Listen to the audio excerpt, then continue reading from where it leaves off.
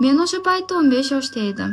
Oyim va dadam ertalabdan kechgacha ishda bo'lganligi sababli men ko'p buvimlarnikiga borib turar edim. Ayniqsa yoz fasli bo'lganligi sabab eng ko'p kunimni deyarli buvimnikida o'tkazar edim. O'sha kuni ham oyim bilan dadam ishga ketishdan oldin menga buvimnikiga borib o'tirishni tayinlashdi. Men bo'lsa oyim bilan dadamni ishga jo'natgancha velosipedimni minib buvimlarnikiga bordim. Buvimnikiga borganimda esa kelinoyim ham tog'am ham yo'q edi. Ular ishda bo'lsa kerak dedim va buvimning xonasiga kirdim. Buvim ham yo'q edi. Shundan so'ng buvim qo'shniki chiqqandir dedim, zalga kirdim.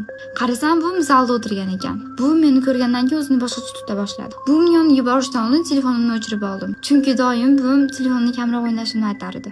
Buvimning yoniga bordim, o'tirdim, so'rashdim. Ammo buvim o'zini har doimgidan boshqacha tutar edi. Ayniqsa hijolat bo'lgancha oyoqlarini ko'rpaning ichiga tiqar edi. Men bo'lsa e'tibor bermasdan telefonimni oldim, buvimdan pulni oldim va magazinga chiqib ketdim. Hovliga chiqishim bilan telefonim meni birdan jiringladi. Qarasam qo'ng'iroq qilayotgan oyim ekan. So'ng men telefonni oldim va nima gapligini so'radim. Oyimning aytishicha, ertalab sahar soat 6 da buvim, kelinoyim va tog'am mehmondorchilikka ketishgan ekan.